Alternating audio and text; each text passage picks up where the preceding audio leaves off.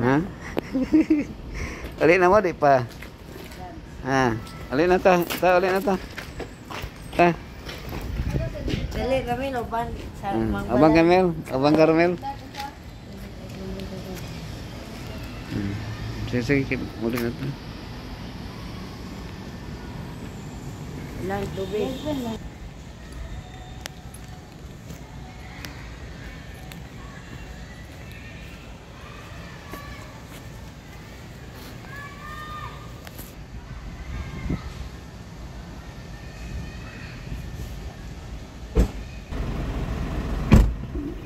Bali ganito sir eh.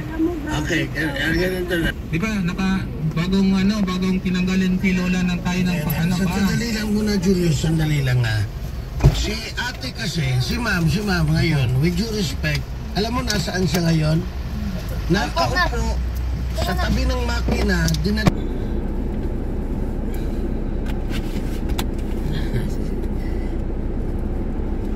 Si Sansan ay.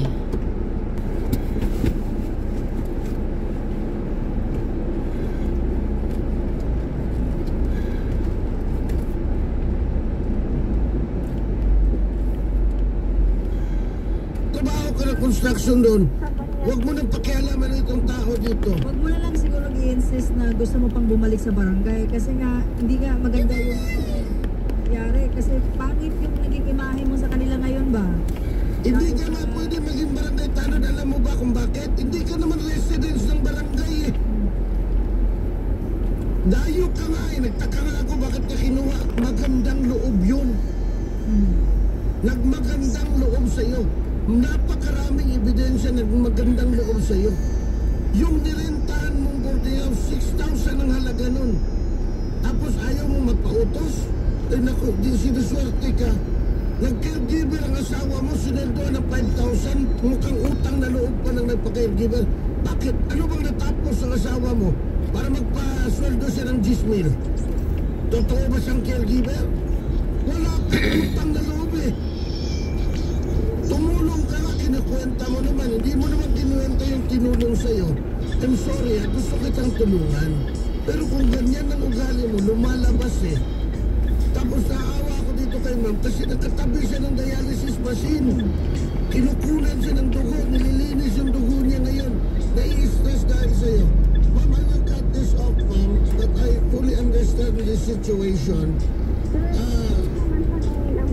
Kung ano yung performance ko. Kasi yung mga walang pamasahe dyan, ako ang nagpapalarga.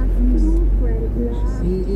Ma'am, yung husband mo ma'am, Apo, si retired kayo na lang kay is, ano yung posisyon niya po sa barangay? Si Opolis po siya, ma'am.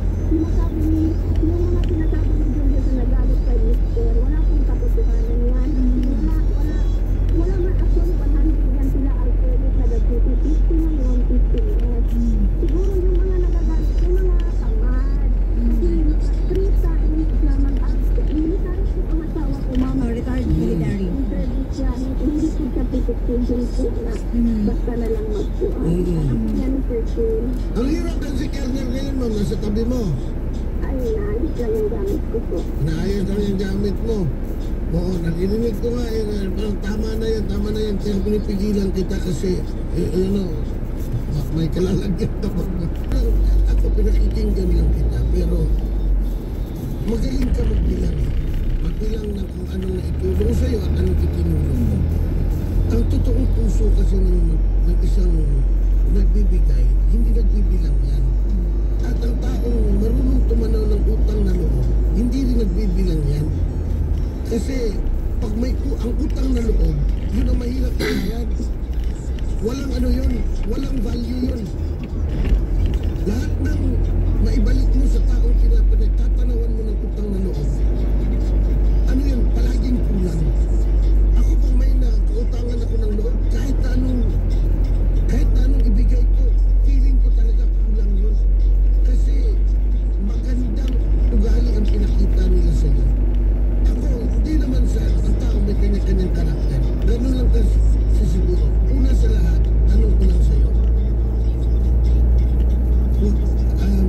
Bakit ka nagpunta ng lahat? Ano nangyari sa'yo? Trabaho po sana. Ang asawa mo taga saan?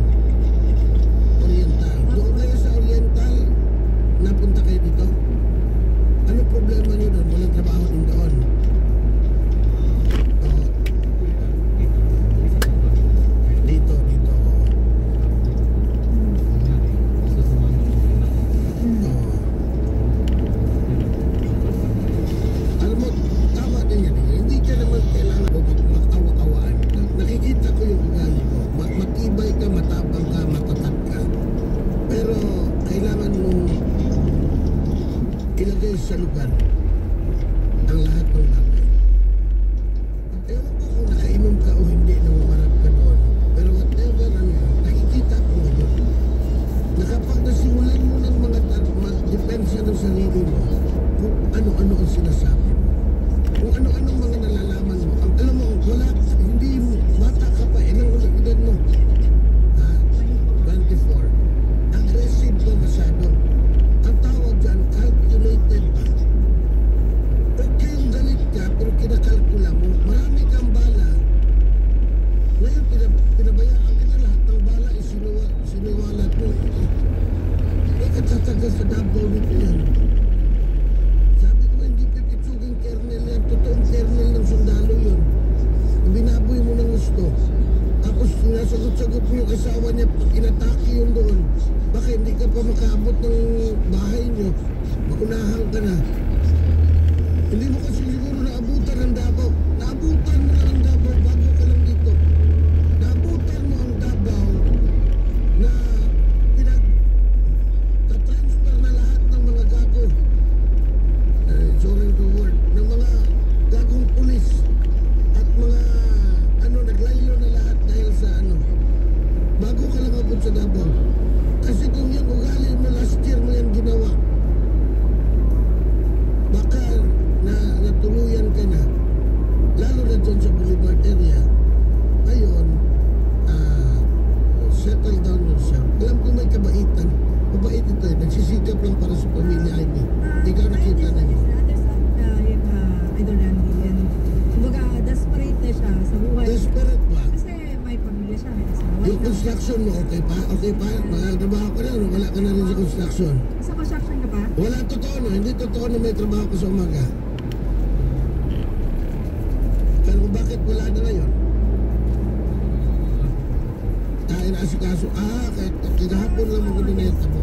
Gawin pa yung trabaho mo dun sa Pero kapag nag-construction ka, hindi sasapat yun sa 3,000 na boarding house mo. Kailangan mo yung kita mo sa construction at kita mo doon sa pagiging tanong para maging maganda yung buhay mo.